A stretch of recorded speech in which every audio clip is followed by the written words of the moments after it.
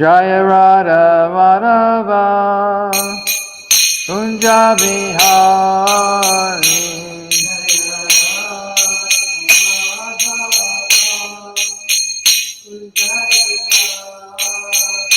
Jaya Radha Madhava Kunja Bihari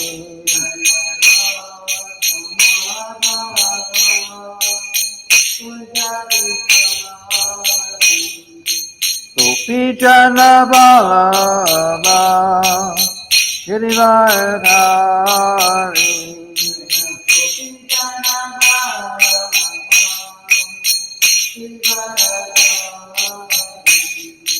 Gopi Jana Ballabha Girivardhari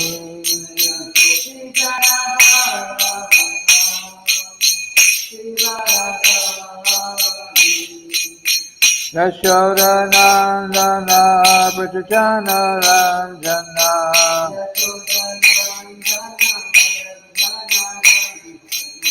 Yashoda Nandana Brajajana Ranjana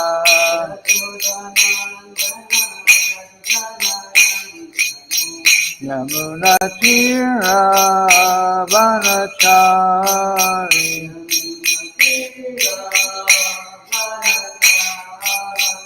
Yamuna Tira Vanachari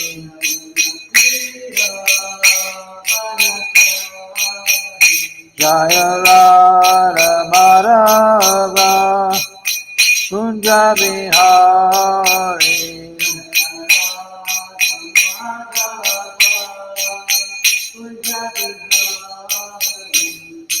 Gopi Jana Ballabha Girivardhari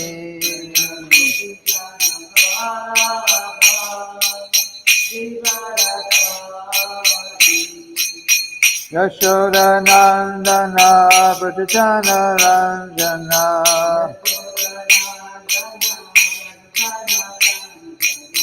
Yamuna Tira Vanachari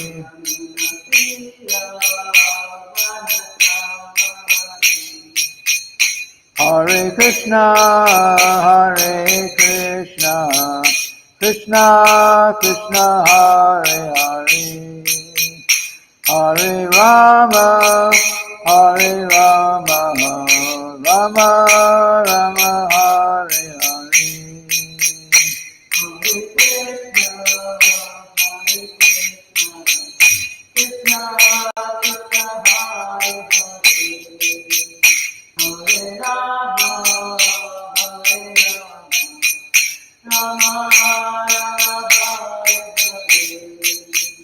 Hare Krishna, Hare Krishna, Krishna Krishna Hare Hare, Hare Rama, Hare Rama, Rama Rama Hare Hare.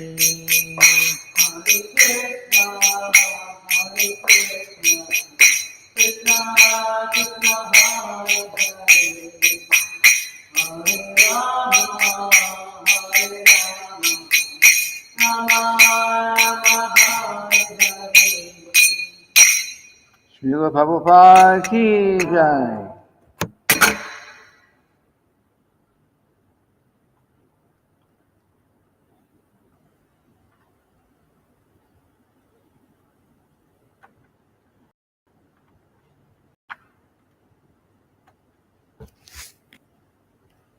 So we're continuing with our reading from Sri Caitanya-caritamrta.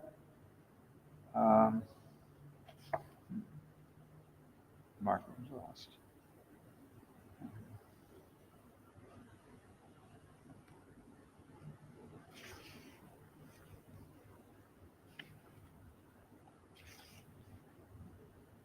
Okay, well, we'll start then with text 162.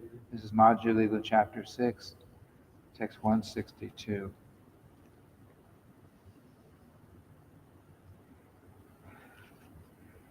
Maya Disha Maya Vasha Ishware Jive Veda Hena Jive Ishwara Sahakata Abeda. The Lord is the master of the potencies, and the living entity is the servant of them. That is the difference between the Lord and the living entity. However, you declare that the Lord and the living entity are one and the same. Purport. The Supreme Personality of Godhead is by nature the master of all potencies. By nature, the living entities, being infinitesimal, are always under the influence of the Lord's potencies. According to the Mundaka Upanishad 3.1.1, verse 1 to 2, Twa Suparna Sayuja Sakaya Samanam Brikshang Parisha Swajate Tayor Anya Pipalang Swadati Anashnan Anyo Vichakshati Samani Vrikshe Purusho Nimagno Nishaya Sochati Bhuya Manaha Tushtang Yari Pashat Anang Ishan Asha Mahimanam Eti Vita Shokaha. The Mundaka Upanishad completely distinguishes the Lord from the living entities. The living entity is subjected to the reactions of fruitive activity, whereas the Lord simply witnesses such activity and bestows the results. According to the living entity's desires, he is wandering from one body to another and from one planet to another under the direction of the Supreme Personality of Godhead, Paramatma. However, when the living entity comes to his senses by the mercy of the Lord, he is awarded devotional service. Thus, he is saved from the clutches of Maya. At such a time, he can see his eternal friend, the Supreme Personality of Godhead, and become free from all lamentation and hankering. This is confirmed in the Bhagavad Gita, chapter 18, verse 54, where the Lord says, Brahmabhuta prasanatmas na sochati na kankshati. Quote, one who is thus transcendently situated at once realizes the Supreme Brahman. He never laments nor desires to have anything. End quote. Thus, it is definitely proved that the Supreme Personality of Godhead is the master of all potencies, and that the living entities are always subjected to these potencies. That is the difference between the Maya Disha and the Maya Vasha. Maya Disha means the Lord of energy, and Maya Vasha means who is subjected to the influence of Maya. That's us. Gita Shastre Jiva Rupa Shakti Karimane Hena Jive Veda Kara Ishwara Sane. In the Bhagavad Gita, the living entity is established as the marginal potency of the Supreme Personality of Godhead. Yet you say that the living entity is completely different from the Lord. Purport. The Brahma Sutra states that according to the principle of Shakti Matur Abheda, the living entity is simultaneously one with and different from the Supreme Personality of Godhead. Qualitatively, the living entity and the Supreme Lord are one, but in quantity they are different. According to Sri Caitanya Mahaprabhu's philosophy, Achintya Veda Vedatva, the living entity and the Supreme Lord are accepted as one and different at the same time. Achintya Veda Vedatva, simultaneously one with and different from. Achintya. Achintya means inconceivable. Beta means the same. Abheda means different. Beta, beta. Achintya, beta, beta, tattva. And tattva means truth. The literal translation, truth in this sense means a principle. So, very important aspect of the philosophy.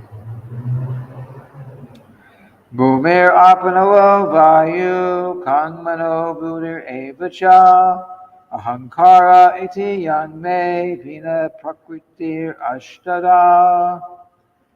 Earth, water, fire, air, ether, mind, intelligence, and false ego are my eightfold separated energies. Apareyamitastvanyam prakriting vidi me param jiva bhutang mahabaho yedam daryate jagat. Besides these inferior energies, which are material, there is another energy, a spiritual energy, and this is the living being. Almighty Armed One, the entire material world is sustained by the living entities. Purport. Verses 164 and 165 are quotations from the Bhagavad Gita, chapter 7, verses 4 and 5. The entire material world is sustained by the living entities. Sounds strange, because Krishna is a maintainer of everything. So it means that if there were no criminals, there would be no prisons. That's the point. If in the material world everyone was a perfect, law-abiding citizen, we wouldn't have any jails and prisons and solitary confinement and all these things, but there'd be no need for it. So the material world is like the prison for the rebellious souls. And as long as there are rebellious souls, the material world is there. Otherwise, there's no need for the material world at all. Everyone would be in the spiritual world. Ishwarera Shri Vigraha Satchidananda Adhikar Se Vigrahe Kaha Sattva Gunera Vikara. The transcendental form of the Supreme Personality of Godhead is complete in eternity, cognizance, and bliss. However, you describe this transcendental form as a product of material goodness. Shri Vigrahaye Namane Seta Pashandi Adrisha Asprisha Se Aya Ima Dandi. One who does not accept the transcendental form of the Lord is certainly an agnostic. Such a person should be neither seen nor touched. Indeed, he is subject to be punished by Yamaraj. Purport. According to the Vedic instructions, the Supreme Personality of Godhead has his eternal, transcendental form, which is always blissful and full of knowledge. Impersonalists think that material refers to the forms within our experience, and that spiritual refers to an absence of form. An absence of form.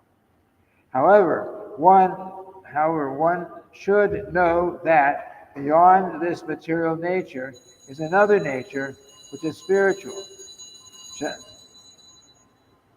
Just as there are material forms in this material world, there are spiritual forms in the spiritual world.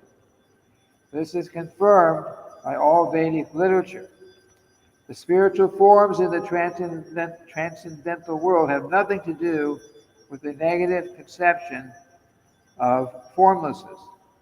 The conclusion is that a person is an agnostic when he does not agree to worship the transcendental form of the Lord.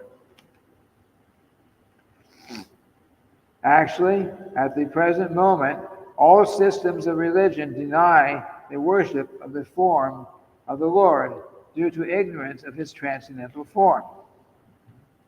The first class materialists, Mayavadis, imagine 5 specific forms of the Lord, but when they try to equate the worship of such imaginary forms with bhakti, they are immediately condemned.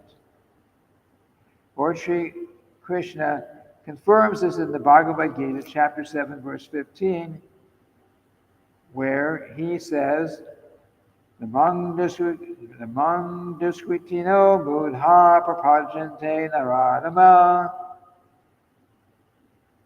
Bereft of real knowledge due to agnosticism, the Mayavadi philosophers should not even be seen by the devotees of the Lord or touched, because these philosophers are liable to be punished by Yamaraj, the superintendent demigod who judges the activities of sinful men. The Mayavadi agnostics wander within this universe in different species of life due to their non-devotional activities. Such living entities are subjected to the punishments of Yamaraj. Only the devotees who are always engaged in the service of the Lord are exempt from the jurisdiction of Yamaraj.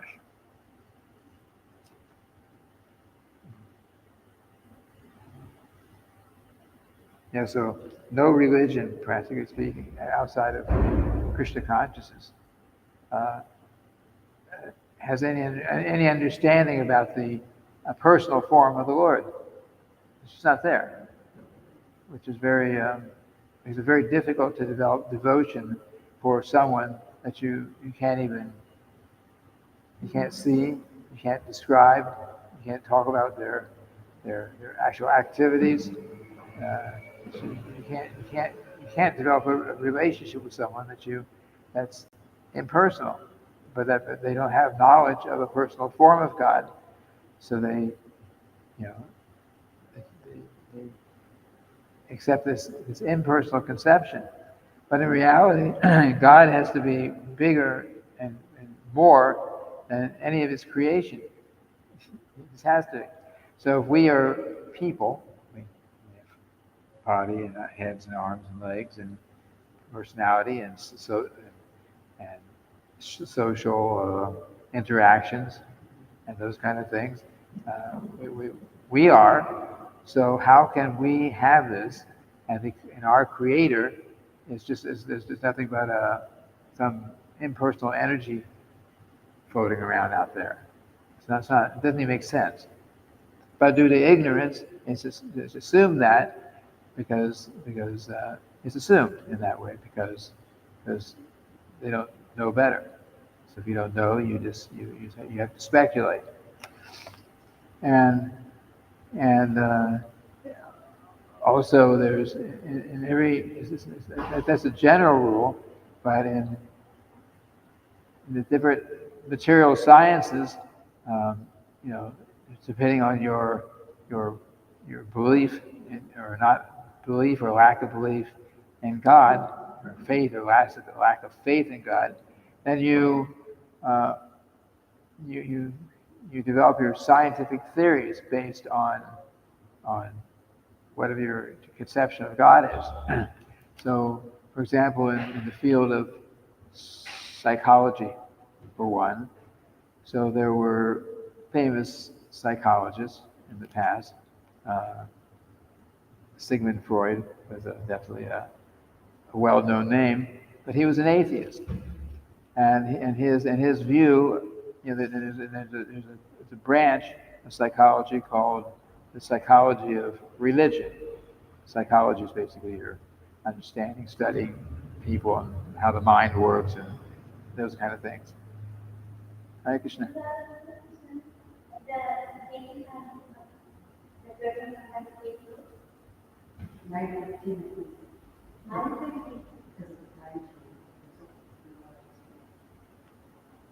Yeah. So when he in this psychology of religion. They try to understand what people do and how people think and why people do certain things related to religion. So, from his point of view, because was an atheist, uh, and he uses his knowledge of psychology. He just assumed he developed all these theories that he presented as facts about that how the people. He says that there is no God. There is no God, and people feel a need for a God because the father figure, because a little child has a father, right? And there's that need.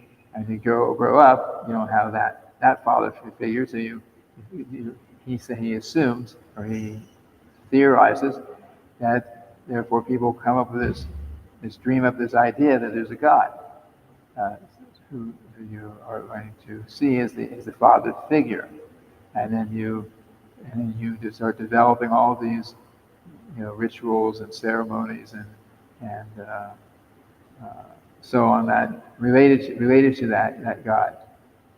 And so, but he says it's all based on just your own desire, your own mental need for that figure, that father figure. So of course he really missed the point. But it's just that's the problem with material science, where you're trying to figure out things on your own. So we say that's inductive reasoning. You speculate and try to figure out things, you try to develop some idea, but we receive our knowledge through the disciplic succession, uh, um, the deductive method, which means it's already the knowledge is there, the perfect knowledge is there, and we are simply accepting it as it is through the proper channel, the disciplic succession. So that's kind of the point here. So the Maya bodies have the same uh, problem. They try to understand what the reality is, but they have no knowledge about God. They have no knowledge about the spiritual world. They have no knowledge about the form of spiritual form. So they conclude that the highest perfection is something impersonal out there. And then if God or something supreme like Krishna appears in a personal form, so they think that okay, he's there, but he's just got a material body, and his material body is created by this impersonal Brahman, as they call it. But of course, that means there's no devotional service. There's no love of God. It's just a concoction. So this is the way the Sarvabhauma Bhattacharya, who they're talking to here, this is the way he assumed that, based on the Mayavadi viewpoint. But the material scientists are basically just impersonalists for the most part. And there are some who really believe in God, so it's not everyone, but it's very common as someone who is a big scientist, they've basically rejected the idea of God. Okay, going on. Vedanamaniya bodhayata nashtika Vedashraya nashtikya vada bodhake adika. The Buddhists do not recognize the authority of the Vedas. Therefore, they are considered agnostics. However, those who have taken shelter of the Vedic scriptures yet preach agnosticism in accordance with the Mayavadi philosophy are certainly more dangerous than the Buddhists. Purport. Although the Buddhists are directly opposed to Vaishnava philosophy, it can easily be understood that the Shankarites are more dangerous because they accept the authority of the Vedas yet act contrary to the Vedic instruction. Jai Shishi Gaura Shishi Radha Braja Vihari Jagannath Balaram Lady Subhadra Gaura Shigade Prahlad Maharaj Ki Jai. Vedashraya Nashtikya Vada means agnosticism under the shelter of Vedic culture and refers to the monistic philosophy of the Mayavadis. Lord Buddha abandoned the authority of the Vedic literature and therefore rejected the ritualistic ceremonies and sacrifices mentioned in the Vedas. His nirvana philosophy means stopping all material activities. Lord Buddha did not recognize the presence of transcendental forms and spiritual activities beyond the material world. He simply described voidism beyond this material existence. The Mayavadi philosophers offer lip service to the Vedic authority, but try to escape the Vedic ritualistic ceremonies. The Mayavadi philosophers offer lip service to Vedic authority, but try to escape the Vedic ritualistic ceremonies. They concoct some idea of a transcendental position and call themselves Narayan, or God.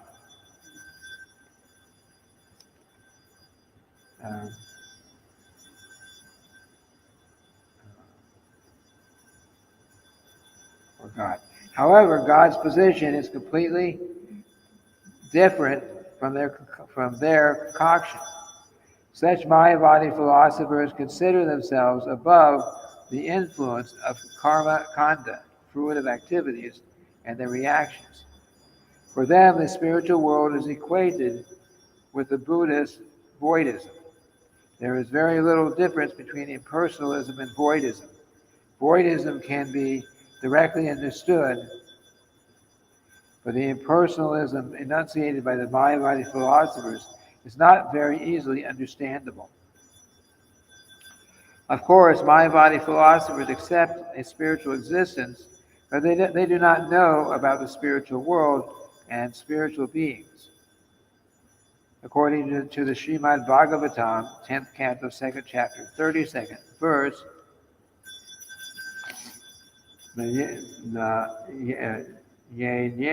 Ravindaksha Vimukta Marinas Mayashtabavad Amishu Nabudaya Aruya Kritrena Aran Padam Tata Patanchedo Nadrita Yushmad Angrayaha. The intelligence of the Mayavadis is not purified. Therefore, even though they practice austerities for self-realization, they cannot remain within the impersonal Brahmajyoti. Consequently, they fall down again to this material world. The Mayavadi's conception of spiritual existence is always identical to the negation of material existence. The Mayavadi's conception of spiritual existence is almost identical to the negation of material existence. The Mayavadis believe that there is nothing positive in spiritual life. As a result, they cannot understand devotional service or the worship of the Supreme Person, Satchidananda Vigraha. The Mayavadi philosophers considered deity worship in devotional service to be pratibimba vada, or the worship of a form that is the reflection of a false material form. I think the deity is just a material object, imaginary object. Thus, the Lord's transcendental form, which is eternally blissful and full of knowledge, is unknown to Mayavadi philosophers. Although the term Bhagavan is explicitly described in the Srimad Bhagavatam, they cannot understand it. Brahmeti Paramatmeti Bhagavan iti Shabdate. The absolute truth is called Brahman, Paramatma, and Bhagavan. That's from the Srimad Bhagavatam, 1st canto, 2nd chapter, 11th verse. The Mayavadis try to understand Brahman only. or at the most, Paramatma. However, they are unable to understand Bhagavan. Therefore, the Supreme Personality of Godhead, Krishna, says, Maya paritya jnana. Because of the Mayavadi philosopher's temperament, real knowledge is taken from them. Because they cannot receive the mercy of the Lord, they will always be bewildered by his transcendental form. Impersonal philosophy destroys the three phases of knowledge, jnana, jaya, and jnata. As soon as one speaks of knowledge, there must be a person who is the knower, the knowledge itself, and the object of knowledge. That's the meaning of that, jnana, jaya, and jnata. The knowledge, who knows, has that knowledge, and what is the object of that knowledge. Mayavadi philosophy combines these three categories. Therefore, the Mayavadis cannot understand how the spiritual potencies of the Supreme Personality of Godhead act. Because of their poor fund of knowledge, they cannot understand the distinction in the spiritual world between knowledge, the knower, and the object of knowledge. Because of this, Sri Caitanya Mahaprabhu considers the Mayavadi philosophers more dangerous than the Buddhists.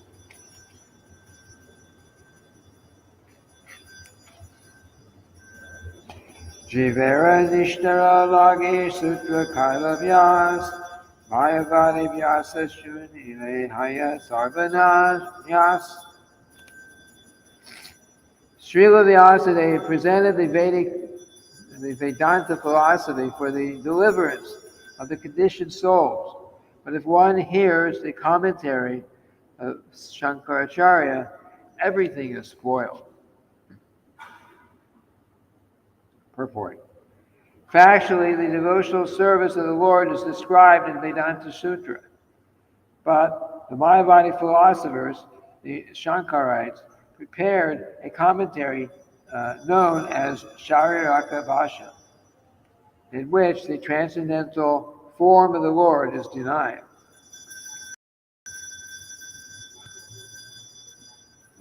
The Mayavadi philosophers think that the living entity is identical with the Supreme Soul, Brahman. Their commentaries of Vedanta Sutra are completely opposed to the principle of devotional service. Chaitanya Mahaprabhu therefore warns us to avoid these commentaries. If one indulges in not hearing the Shankarite Shariraka Bhasha, he will certainly be bereft of all real knowledge. The ambitious Mayavadi philosophers desire to merge into the existence of the Lord, and this may be accepted as Sayujya Mukti. However, the form of Mukti means denying one's individual existence. In other words, it is a kind of spiritual suicide. This is absolutely opposed to the philosophy of Bhakti Yoga. Bhakti Yoga offers immortality to the individual soul, individual conditioned soul. If one follows the Mayavadi philosophy, he misses the opportunity to become immortal and after giving up the material body. The immortality of the individual soul is the highest perfectional stage a living entity can attain.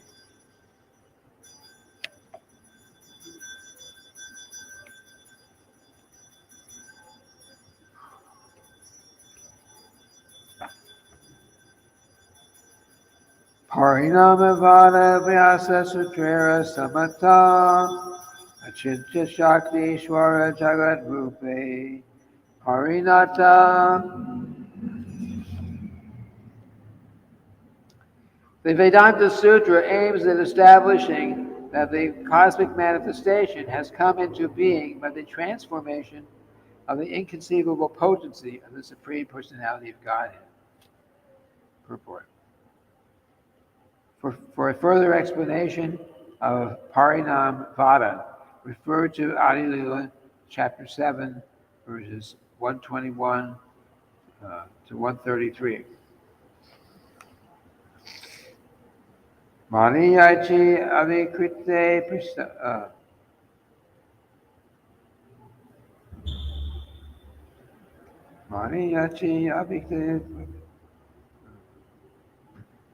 Maniyachi avikrite prasade hema bhara jagat rupa haya ishwara tabu avikara.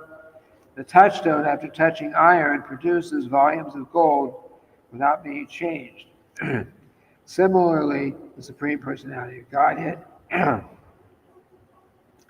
manifests himself as a cosmic manifestation by his inconceivable potency, yet he remains unchanged in his eternal transcendental form. So the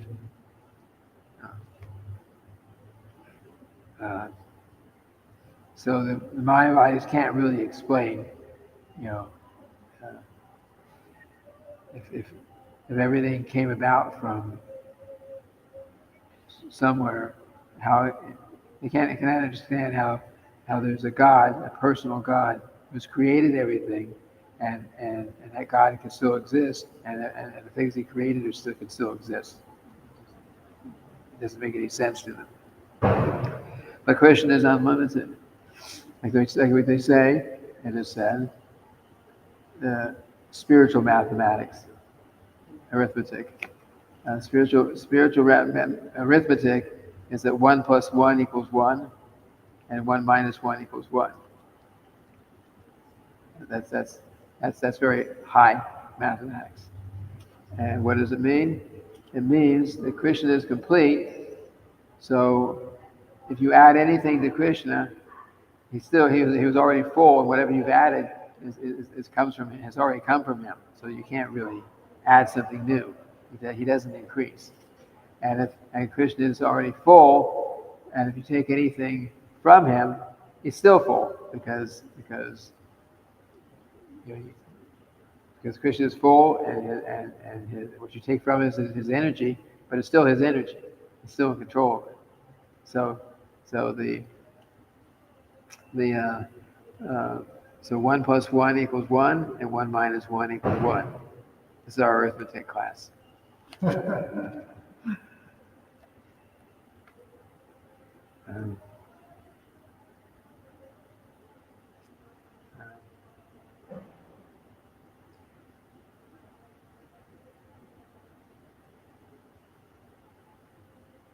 Where the atheistic philosophers or the Mayavadis are unable to understand the inconceivable energies of the Supreme Personality of Godhead, when the atheistic philosophers or the Mayavadis, being unable to understand the inconceivable energies of the Supreme Personality of Godhead, imagine an impersonal void, their imagination is only the counterpart of materialistic thinking. Within the material world, there is nothing inconceivable. High-thinking philosophers and scientists can tackle the material energy, but not being able to understand the spiritual energy, they simply imagine an inactive state, such as the impersonal Brahman. This is simply the negative side of material life. By such imperfect knowledge, the Mayavadi philosophers conclude that the cosmic manifestation is a transformation of the Supreme.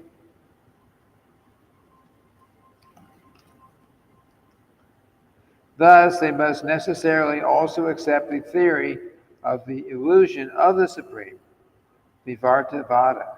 However, if we accept the inconceivable potencies of the Lord, we can understand how the Supreme Personality of Godhead can appear within this material world without being touched or contaminated by the three modes of material nature.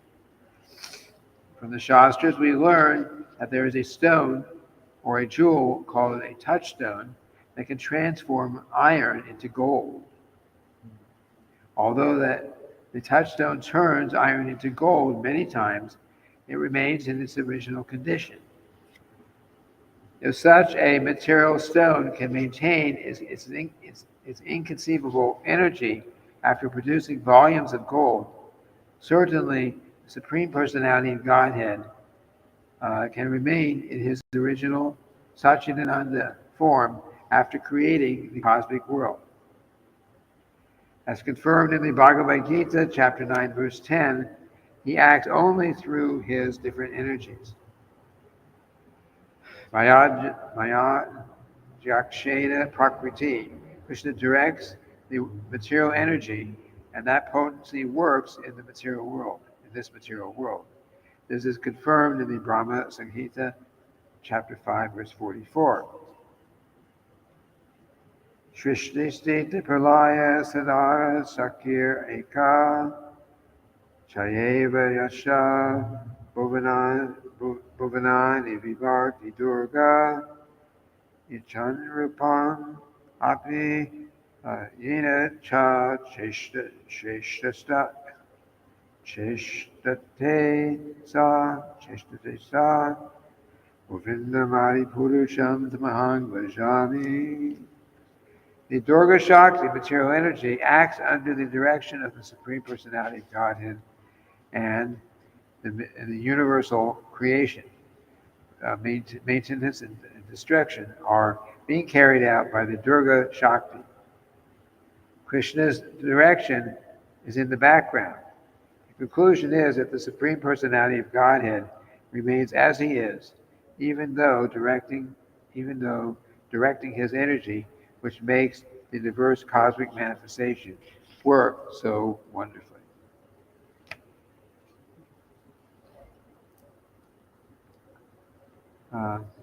Actually, I can't go too long today because I have to take pictures and videos and all that. So maybe we end here. Are there any questions or comments? Into the microphone, please. I saw two kinds of ideas people worshiping idols versus deities, and the difference between what is an idol versus deity. A lot of people who are not Krishna conscious think that idols, that is not just therapy, think that idols are just take whatever object and they make it, they start worshiping it without form, without any kind of description. The deities is that they actually have the description of Sri Krishna performing, and it's personal. It's also backed by the scripture in Shastra versus what people think idol is or idol worship. So when you think of that, because for my family, people are not Krishna conscious, they think it's idol worship. So I have to find that because I found it, I thought a screenshot that I thought it was really good and clarifying what the difference is in kind of clear in your mind. Even though you still can't picture them, they just help you, I guess, explain the difference so that people understand that there's huge differences. Yes, deity worship is authorized. Krishna says himself well, I know it's in the Srimad Bhagavatam, that he himself is the deity. He says that. So this deity is me. But, so he says that, which is supported by Shastra, actually Shravana Kirtana Vishnu Smaranam, Padasevana. It's actually included. And the 64 varieties of devotional activities, if you look at Nectar Devotion, 64, about 50 of them are directly or indirectly deity worship. Yeah, and the deity is authorized. So not only does Krishna himself say that he is the deity, and that we should worship the deity, but even the form of the deity form, you can't just make some imaginary, create some form like in the Judeo-Christian line, they made that form of the golden calf when Moses was up in the mountain and his interaction with God. So so he was gone for 40 days or so, and they thought he was not going to come back because he'd been gone for so long, and they just did what they thought they were supposed to do. So they created this golden calf and created some um, method by which they were worshiping this golden calf, and like that, which was wrong. An actual deity, even the form of the deity, the actual, just like born in time, he has this form. Um, or in the Sringadev has many forms. There's in Mayapur or the Sringadev standing up. He's ready to. He's fighting. Here he's also in an angry form, Ugra Nrsinga, but he's sitting down. But all these forms are described in detail in, I don't remember the name of the shastra. There's a very specific shastra. So those who carve deities, they're familiar with this, and they make the deities, particular deity, in a certain form, a certain say posture, like that, and the arms are relative to the size of the deity. The arms are a certain size. The face. There's a lot of description of how the deity actually looks. This is the author. This is from the Vedas. And then, not only that, once you've carved the form, and also that it's not just that the form can be carved, but in Mayapur, when they were carving the Sringadev deity there, when someone was carving, the devotees were waiting and waiting and waiting, and why is it taking so long? And went back to the person who was going to do the carving. He said, "Well, first of all, I got to find a piece of stone, marble or granite, whether they're used. I've got to find this stone, and it's not just any stone can work. It has to be they call it a living stone, which means that there's some kind of living entity. I don't know what that living entity looks like, but they see where it actually goes through it. It like eats its way through the stone, and they have to see that it goes all the way through, and they say, okay, this stone is good for this purpose. So that's also authorized in Vedas. That's how they do it. Not just any stone can be used for making a deity out of it. And then once the deity form is there, then of course that has to be at the request of the Lord's devotee, uh, pure devotee. That this deity is going to be installed, and then there's a very elaborate. We may do it simply, but it can be very elaborate methods mentioned in the Vedas themselves of how to do the installation. So that's also authorized. And then once the installation is done, of course, there's lots of rules and regulations for how to worship the installed deity, and and and so on like that. So all the way through from the conception to the ongoing worship of the deity, there's everything is authorized from Vedas. There's method to do it. There's method by which we must do this. Whereas in idol worship, it's not like that. Idol worship, somebody can go up there and make a form out of anything, call it whatever he wants to call it, create whatever kind of worshiping method they feel like doing, and that's an idol. Or Shilpapa gave the example and says, we have our deities. You want to see an idol? You go to the city park and you see a statue of Napoleon or George Washington or somebody. You see them there, and Srila says, and once a year, the janitor comes out and he scrubs off all the pigeon stool, and that's their worship of their idol. See, or of their deity. It's actually that is actually idol worship. That's actually idol worship. So this is like that. So yeah. So I think you covered the main points in answering that question or the comment. And I was just thinking that you just said, I remember hearing Prabhupada says how he was emphasizing the same point, how, if anyone even has questions about their sincere questions about the deity on the altar and why is it worship, we have the history of, it's in the Shastra, it explains everything. This goes back thousands and thousands of years. So one is really inquisitive. He could actually do research and find out. Prabhupada said that even because Krishna, everything belongs to Krishna. Krishna entities and everything. Mm-hmm. And there are certain authorized means, ways of worshiping Krishna. And it's a personal relationship. It's personal. Anybody who's had the opportunity to go on the altar yourself, knows that there's this intimate relationship with the deity, and it's reciprocal. Yes. It's reciprocal. Exactly. And you don't really get that there's no relationship, with, like you said, the idols on the part of just creating something, because it's not authorized. That's the big thing, is the authorizing of it. It's also interesting how, that's part of the impersonal nature.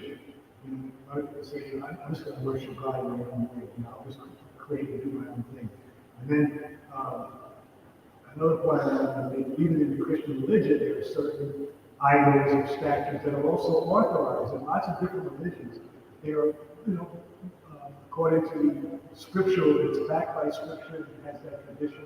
It's not some made-up idea, where it's authorized. Even I'll put a next time say about with Jesus Christ, worshiping Jesus Christ. He's a pure devotee, he's a servant of God, and so that's authorized. But it's interesting also how even people are saying about an idol, and they idolize even their cars. You see, everyone in this neighborhood has all these big, and if you go down the corner, they're spending $80, $70, $100 to just feel very superior in this kind of relationship they have with the vehicle. It's not really directly connected to what we're talking about, but it's a mentality that people have. They worship a vehicle. 10 years later or a year later, they have to substitute it. But the existence of God, which is eternal, and it has form, it has, as spiritually trying to worship this and have this relationship with God, they find it. So I just wanted to make that. Yes, very good. Good comment. Okay. So I think for today then, there's no other questions or comments, then we'll end and continue on. Plan is to continue on with tomorrow's Srimad Bhagavatam again. Yeah. So, Srila Prabhupada ki jai.